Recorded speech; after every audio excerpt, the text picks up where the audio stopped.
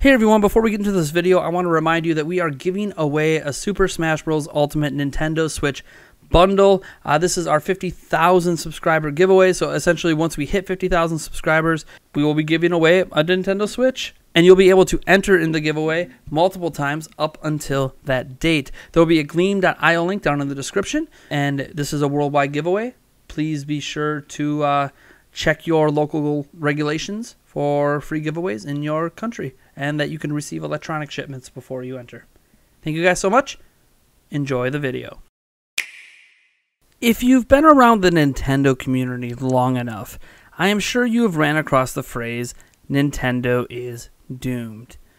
Out of all the negativity, criticism, hate, and anything else that can be lobbied towards a company or a community on the whole, from detractors, naysayers, and even former fans of said products, it's the one everlasting phrase. It is often spoken out of the sheer hilarity of a situation. No local voice chat on Switch? Nintendo is doomed. It is also spoken when folks don't like the directions of things. Nintendo Switch has motion controls and is a tablet? Nintendo is doomed. Sometimes it's out of an innate jealousy. Nintendo is doomed, not because they actually are, but because you want them to be. That way, you get their games on your quote-unquote superior platform. It's a phrase that is synonymous with the whole of the hate, criticism, and downright silly things often lobbed Nintendo's way. I've been a fan of Nintendo's products for decades, but as possibly one of their harshest critics that still considers himself to be a pretty big fan, there was never a real time in the history of Nintendo where they ultimately were doomed. Sure, there are failures in their past, the Virtual Boy, Game Boy Micro, and Wii U, just to name a few. Nintendo does not hit a home run every time they step to the video game hardware plate, and oftentimes this is true of their software too. For every Breath of the Wild and Super Mario Odyssey, there is a 1-2 switch, or dare I say it, a Mario Tennis Aces. Games full of promise that don't deliver on the overall experience. They have shifted trends from a card maker and toy company to a video game mega house, starting with the arcades before moving into the home console and handheld space. Of course, if you ask Nintendo, nothing really changed beyond no longer focusing on making cards. They are still a toy company, and video games to them happen to be the biggest toys of them all. In fact, here's what Shigeru Miyamoto had to say about that. Nintendo is known as a video game company, but in fact, it is also a toy company. Toys must make consumers feel a sense of wonder. In that sense, with video game software, we can think about many different ways to emulate that feeling by creating virtual experiences for the users. They went away from advancing with the medium and trends of competitors after the GameCube and Game Boy Advance era to shifting almost back to that toy-like mentality of Wii and DS. Systems aimed truly at everyone. A phrase many say, but often never mean. This shift, too, is often pointed out as the beginning of the end, at least for many's fandom. They loved Nintendo of yesteryear, the one pushing cutting-edge visual fidelity and shaping the entire landscape with groundbreaking games and new IP. When Super Mario 64 was a technical marvel, and Ocarina of Time became a basis and inspiration for so many games that came after. When owning a Game Boy or a Super Nintendo felt like something to be proud of, rather than something that feels like settling for less. Switch turned so many of those folks around that felt abandoned. But even then, this wasn't Nintendo of old. Where is that system that goes punch for punch with the Xbox One X or the PlayStation 4 Pro? It's just not there. This is important to recognize because we have to understand why so many, for so long, have been saying Nintendo is doomed.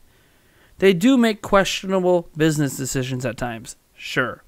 The late Satoru Iwata made many mistakes as CEO, but he had almost as many triumphs.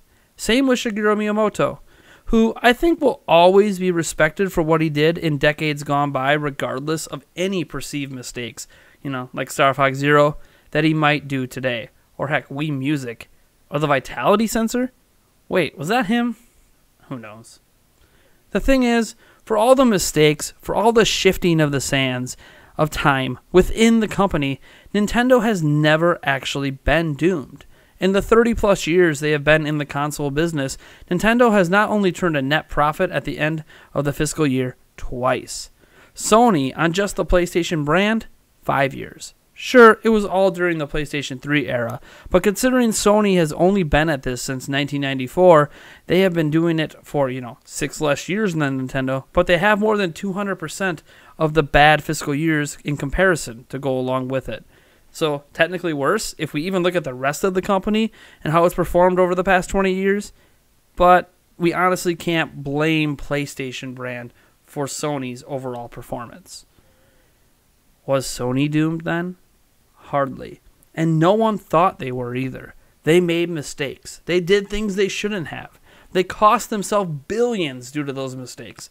$5 billion, to be exact, during the PlayStation 3 era alone. But no one ever felt they were doomed. What about Xbox? Around since 2002, the Xbox brand itself, well, it's easier to count the years it made money than lost. Xbox itself as a platform has been a money sinkhole for Microsoft for a long, long time. Of course, Xbox was never stated to be doomed. Maybe because Microsoft's other avenues are so profitable they can afford to not care if Xbox makes money? I don't know. The point isn't, however, to bash the competitors for, financially, doing worse than Nintendo in the same industry. No. The point is to point out that if those other companies, despite all of that, weren't doomed, at least on the platform level, why is Nintendo? Is it because their systems sell less, traditionally, since PlayStation 1 released? Sure, that's a good argument. But if they keep pulling profits out of that, is it really a failure? Nintendo is a shrewd company. While everyone else blew up their budgets to $100+ million to make a AAA game on average, Nintendo sat back and built some of the best sellers on a very modest few $1 million budget.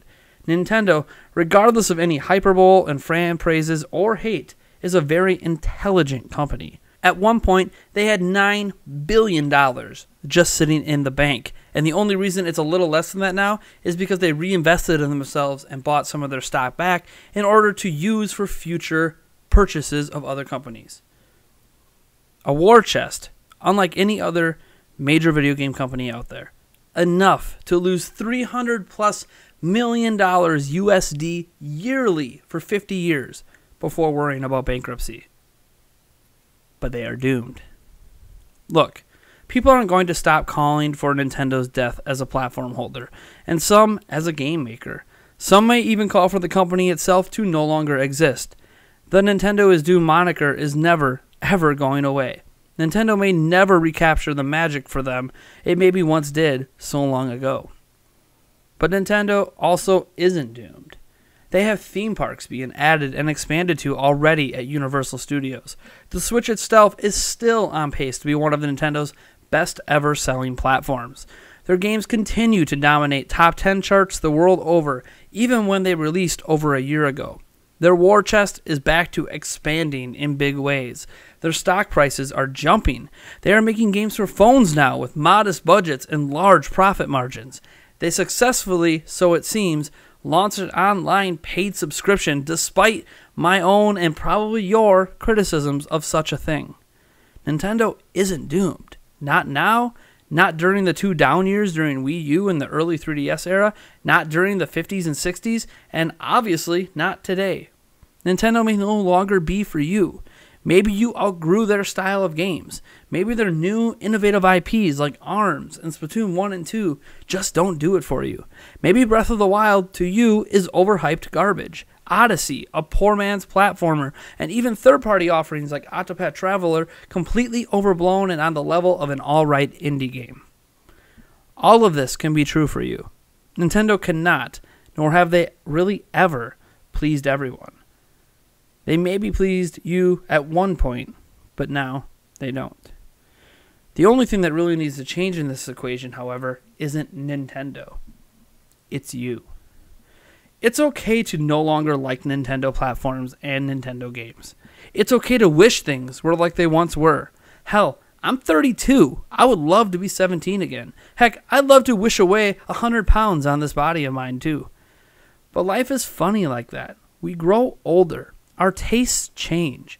I once didn't like cheese on my hamburgers. Now I can't remember the last time I had a burger without it. I once upon a time really loved the WWE and WWF. Today, I can barely stand it when I do pass by it while channel surfing. People change. Companies change. You're not obligated to change with that company or to like a direction of a company. You are free to be openly critical and wish for the days of yesteryear. Everyone does that, especially as we get older. And heck, maybe more so when we reach a point where maybe there are more years behind us now than ahead. And that's all okay. Nintendo can simply no longer be for you. And that's all right. Because for millions of others, it's still for them. It is for them for the first time. Kids, parents, teachers, teenagers, young adults. Somewhere, every day, someone new touches a Nintendo game for the first time. Some of them love it. Some of them hate it. But it's all okay. We live in a time of infinite options for this spectrum. Simply find the one that best fits you, if you are even interested in such a thing anymore. And just let the past go. Be critical, be demanding, but also be reasonable. Nintendo has never truly been doomed. Your connection to them, however, probably, irreparably for some. So move on to greener pastures and let the rest of us who are enamored, even to this day, playing a game on a Nintendo platform, be. Because honestly, we're happy, and we truly want you to be happy too.